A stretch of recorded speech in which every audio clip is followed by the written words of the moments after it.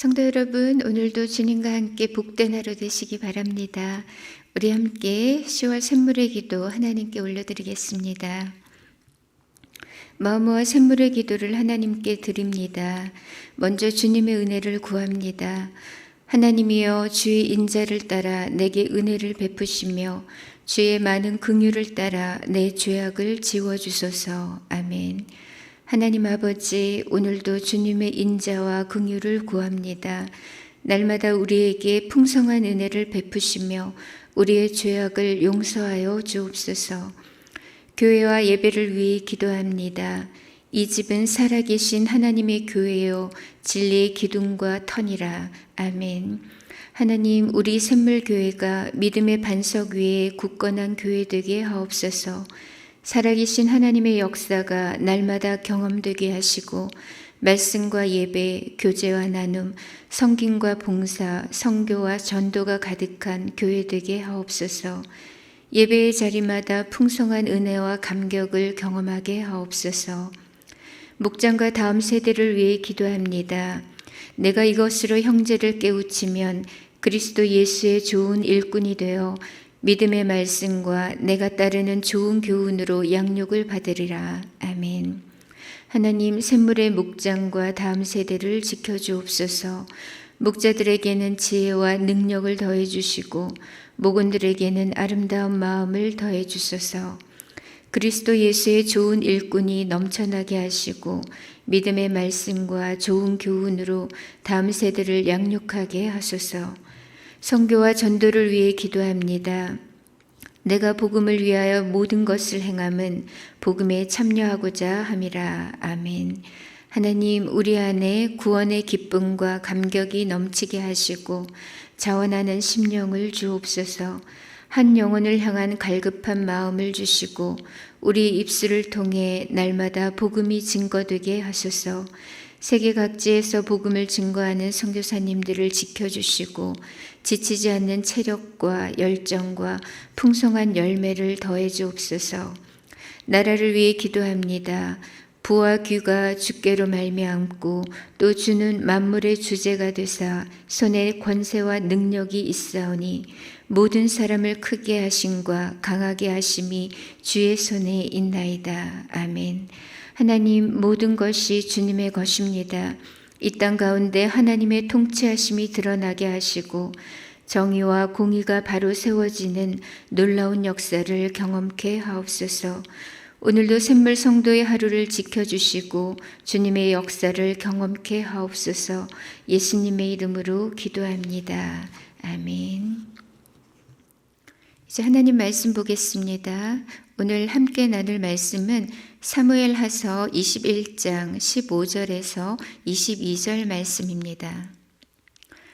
블레셋 사람이 다시 이스라엘을 치거늘 다윗이 그의 부하들과 함께 내려가서 블레셋 사람과 싸우더니 다윗이 피곤함에 거인족의 아들 중에 무게가 300세겔 되는 노창을 들고 세 칼을 찬 이스비브노비 다윗을 죽이려 하므로 스루야의 아들 아비새가 다윗을 도와 그 블레셋 사람을 쳐 죽이니 그때 다윗의 추종자들이 그에게 맹세하여 이르되 왕은 다시 우리와 함께 전장에 나가지 마옵소서.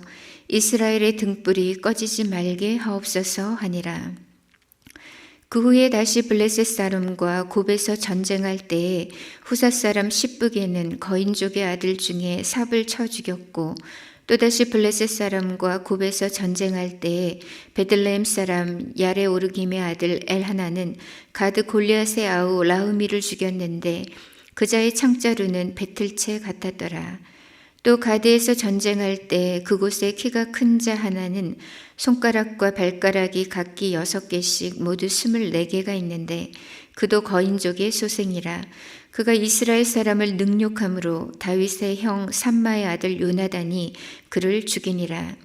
이 네 사람 가드의 거인족의 소생이 다윗의 손과 그의 부하들의 손에 다 넘어졌더라. 아멘. 전 이스라엘 역사를 통틀어 가장 위대한 왕이라고 한다면 다윗 왕을 꼽을 수 있습니다. 그는 지금까지도 가장 존경받는 인물이고 또 모든 열왕들의 평가 기준이 되고 있는 왕이죠. 보통 아이들이 어릴 때 위인전을 읽잖아요. 그러면 그 위인전의 내용이라는 것이 대체로 허황된 느낌을 줄 때가 많습니다. 왜냐하면 그 주인공의 특출한 점 그리고 훌륭한 점 위주로만 부풀려서 기술하고 있기 때문이죠. 그런데 사무엘서의 기자는 그렇지가 않습니다. 그의 관점은 매우 정확하고 솔직하죠. 사무엘서 저자는 다윗이 아무리 훌륭하고 위대한 왕이어도 그의 어두운 역사와 약점까지도 가감없이 보여줍니다. 성경이 진서인 것은 부끄러운 역사까지도 사실대로 기록하고 있기 때문이고 또 인물들의 약점까지도 진솔하게 묘사하고 있기 때문입니다. 그러나 모든 인간적인 약점에도 불구하고 다윗은 여전히 오실 메시아의 예표가 됩니다. 그는 이스라엘의 등불로서 오실 메시아이신 예수님을 대망하게 하죠. 오늘은 다윗의 통치 후기에 있었던 사건들을 살펴보면서 우리의 영원한 등불이 되시는 예수님을 조망해 보려고 합니다. 먼저 오늘 본문은 우리에게 영적 전쟁은 지금도 계속된다는 사실을 상기시켜 줍니다. 저희 집 아이들은 바다를 좋아합니다. 그래서 거의 매년 동해 쪽으로 갔었는데요. 동해는 남해나 서해는 달리 그 파도가 굉장히 다이나믹합니다.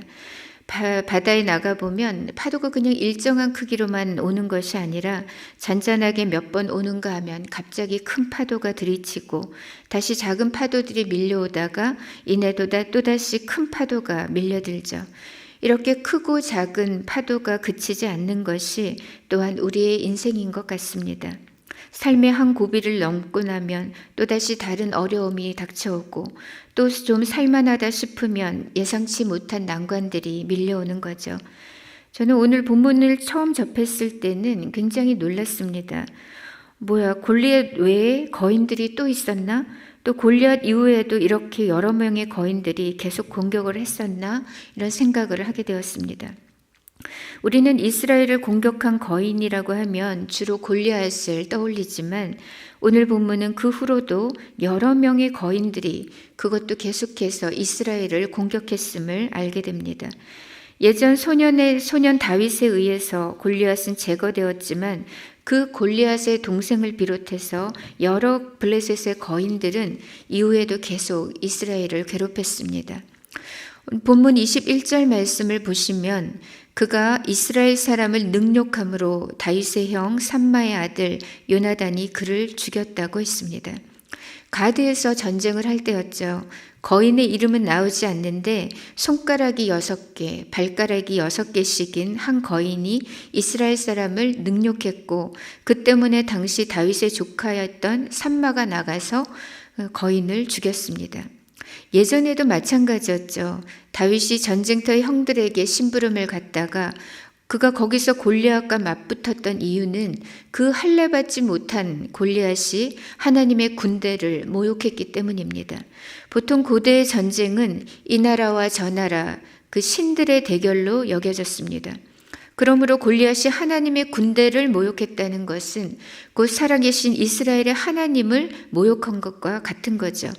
오늘 본문에서 6개의 손가락과 6개의 발가락을 가진 거인도 마찬가지입니다. 그가 이스라엘 사람을 능욕했다는 것은 곧 이스라엘의 군대를 모욕했다는 것이고 이것은 나아가서 하나님을 깔본 것과 다름없는 것입니다. 그러므로 사실 본문에서 기술된 전쟁들은 단순히 거인들과의 싸움의 기록이 아니라 이 싸움이 영적 전쟁인 것을 알려주는 거죠. 한 거인을 물리치면 또 다른 거인이 나타나고 이것은 우리 인생이 파란만장한 영적 전쟁터임을 상기시켜 줍니다. 우리는 큰 파고 하나를 넘으면 안주하고 싶어 하지만 사실 마귀에게 무장 해제는 없습니다. 늘 우는 사자와 같이 틈을 노리고 계속해서 우리를 공격해 오는 것이죠. 우리의 씨름은 혈과 육을 상대하는 것이 아니라 어둠의 세상 주관자들과 하늘의 악한 영들을 상대하는 것입니다. 그러므로 성도 여러분, 우리의 영적 전쟁이 아직 끝나지 않았음을 기억하시기 바랍니다. 너무 쉽게 무장해제해버리지 마시고 믿음에 굳게 서서 깨어 남자답게 강건하시기 바랍니다. 믿음의 여러 선진들처럼 믿음의 선한 싸움을 잘 싸우고 그리하여 영생과 하늘 상급을 취하시기 바랍니다. 두 번째로 오늘 본문은 우리에게 연약해져도 존경받는 지도자 다윗의 모습을 보여줍니다. 인생 무상이라는 말이 있죠. 없을모에 항상상. 그래서 직역을 하면 인생은 늘 한결같지 않다라는 의미입니다. 보통은 인생의 덧없음을 나타낼 때 주로 사용되죠. 우리 인생은 항상 언제까지나 찬란할 수는 없습니다. 결국 전성기도 지나갈 때가 있고 살아있는 권력도 쇠할 때가 반드시 옵니다. 오늘 다윗의 모습도 마찬가지죠. 젊은 시절과는 사뭇 달라졌습니다. 15, 16절을 보겠습니다. 블레셋 사람이 다시 이스라엘을 치거늘 다윗이 그의 부하들과 함께 내려가서 블레셋 사람과 싸우더니 다윗이 피곤함에 거인족의 아들 중에 무게가 300세겔 되는 노창을 들고 세 칼을 찬 이스비브노비 다윗을 죽이려 하므로. 다윗 왕이 부하들과 함께 블레셋과 나가 싸우는데 다윗이 힘이 딸리는 거죠. 피곤을 몰랐었던 그가 피곤해하고 그러다 거인 이스비브노백에 죽을 뻔하게 됩니다. 그러자 그때 다윗의 부하인 아비새가 다윗을 도와서 거인을 물리치게 됩니다. 현재 다윗은 펄펄 날아다니던 젊은 날의 다윗이 아닙니다. 어떻게 알 수 있느냐? 지금 거인 이스비브노비 들고 있는 창날의 무게가 300세겔이라고 했습니다. 300세겔이면 약 3.5kg입니다. 그런데 과거 골리앗이 들고 있었던 창날의 무게가 얼마였냐면 600세겔이었습니다. 약 7kg이었죠. 그러니까 지금 이스비브노비 들고 있는 창 무게는 골리앗 것의 약 반밖에 안 되는 겁니다. 그런데 그럼에도 다윗이 하마터면 죽을 뻔했어요. 체력도 기력도 예전만 같지 못한 겁니다. 그러다 나중에 노년의 다윗은 이불을 덮어도 따뜻하지 않은 그런 몸 상태가 되는 거죠. 이렇게 늘 한결같지 않은 것이 우리의 인생입니다. 마음은 늘 그대로여도 해가 거듭될수록 급격히 떨어지는 체력을 느끼게 되는 거죠. 그래서 17절에 다윗의 부하들이 이렇게 말합니다. 그때 다윗의 추종자들이 그에게 맹세하여 이르되 왕은 우리와 함께 전장에 나가지 마옵소서 이스라엘의 등불이 꺼지지 말게 하옵소서 하니라. 다윗의 힘은 이제 예전 같지 않습니다. 그러자 부하들이 다윗에게 전장에 나오지 마시라고 말하죠. 이것은 다윗을 우습게 보아서가 아닙니다. 오히려 정반대예요. 다윗의 추종자들은 맹세까지 하면서 다윗에게 간곡하게 말하고 있습니다. 왕께서는 앞으로 우리와 함께 전장에 나가지 마소서. 당신은 이스라엘의 등불이시니 부디 그 등불이 꺼지지 말게 하옵소서라고 말합니다. 여기서 저자는 다윗의 부하들을 다윗의 추종자라고 표현하고 있습니다. 그것은 지금 다윗의 그 부하들이 의무적인 충성을 넘어서 다윗을 진심으로 존경하고 따르고 있다는 겁니다. 시퍼렇게 살아있는 권력은 언제나 무섭죠.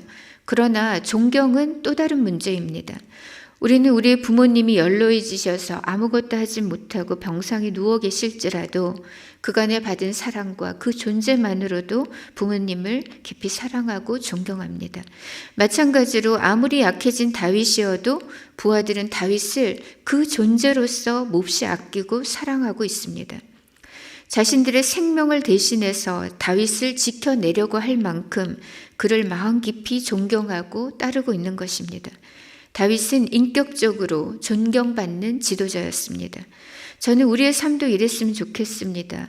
어른다운 어른이 되고 지도자로서의 인품과 품격을 갖추어서 후대의 귀감이 되고 모델이 되고 존경의 대상이 된다면 얼마나 좋을까요? 이왕이면 우리도 다윗처럼 존경받는 지도자로 남을 수 있기를 바랍니다. 그리고 다윗의 부하들처럼 우리의 남은 인생과 온 생명을 다해 하나님 앞에 충성된 종으로 사시면 좋겠습니다. 마지막으로 오늘 본문은 영원한 등불이신 예수 그리스도를 소망하게 합니다. 17절 말씀에 다윗의 부하들은 다윗에게 전장에 나가지 말라고 하면서 이스라엘의 등불이 꺼지지 않게 해달라고 했습니다. 다윗이 이스라엘 나라의 등불이라는 거죠. 여기서 등불은 번영과 생명력, 공의로운 권력과 또 통치를 상징하는 말입니다. 다윗은 하나님께서 세우신 이스라엘의 등불이었습니다. 그러나 이 등불은 언제든지 약해질 수 있고 또 얼마든지 꺼질 수 있는 연약한 등불이었습니다. 다만 다윗의 등불이 유지될 수 있었던 이유는 그가 흠이 없어서가 아니라 전적으로 하나님의 은혜의 약속 때문이었죠. 역대하 21장 7절 말씀입니다. 여호와께서 다윗의 집을 멸하기를 즐겨하지 아니하셨음은 이전에 다윗과 더불어 언약을 세우시고 또 다윗과 그의 자손에게 항상 등불을 주겠다고 말씀하셨음이더라. 즉 우리 하나님께서 신실하시기 때문에 그 신실하신 하나님의 약속에 기반하여 하나님께서는 다윗과 그 후손들에게 항상 등불을 지켜주셨던 것입니다. 사무엘서 기자는 이미 그간의 다윗의 부족함과 연약함에 대해서 고스란히 우리에게 다 보여주었습니다. 행위의 흠결로 따지자면 멸할 수밖에 없었지만 하나님의 은혜와 그 신실하신 언약 때문에 하나님은 다윗과 그의 자손에게 항상 등불이 머물게 하셨던 것입니다. 그리고 다윗을 통하여 다윗의 자손으로 오시는 영원한 등불이신 예수 그리스도를 대망하게 하셨습니다. 다윗은 오실 그리스도의 예표가 됩니다. 인간 다윗은 이스라엘의 연약한 등불이었지만 예수님은 이스라엘의 완전한 등불이 되십니다. 다윗은 한계를 가진 등불이었지만 예수님은 영원한 등불이 되십니다. 사무엘서 기자의 목표는 결국 우리의 시선이 이 연약한 등불인 다윗을 넘어서 영원한 등불이요 완전한 등불이신 그리스도를 바라보라고 합니다. 예수님은 흑암에 앉아있던 우리에게 오신 하나님의 큰 구원의 빛이십니다. 그는 생명의 빛이시며 의의 태양이 되십니다. 이 빛 대신 예수님을 믿고 영접하는 자마다 성령의 내주하심과 조명하심을 잊게 됩니다. 그리고는 빛의 자녀가 되어서 모든 착함과 의로움과 진실함이라는 빛의 열매를 맺을 수 있게 되는 것이죠. 오늘 하루도 우리의 완전한 구원의 등불이 되시는 우리 예수님 안에서 빛의 자녀로 살아가시기를 축복합니다. 이 시간 우리 함께 기도하실 때 먼저 계속되는 영적 전쟁에서 늘 깨어있게 하시고 믿음의 선한 싸움을 잘 싸워 이기게 하옵소서라고 기도하겠습니다. 두 번째로는 다윗처럼 세월이 흐르고 육체는 쇠약해져도 존경받는 지도자가 되게 해주시고 또 하나님 앞에 늘 충성된 종으로 살게 하옵소서 기도하고 마지막으로 오늘도 우리의 완전한 구원의 등불이 되시는 예수님을 소망하며 빛의 자녀로 살아가게 하옵소서라고 기도하고 개인의 기도 제목으로 나아가도록 하겠습니다. 함께 기도하겠습니다.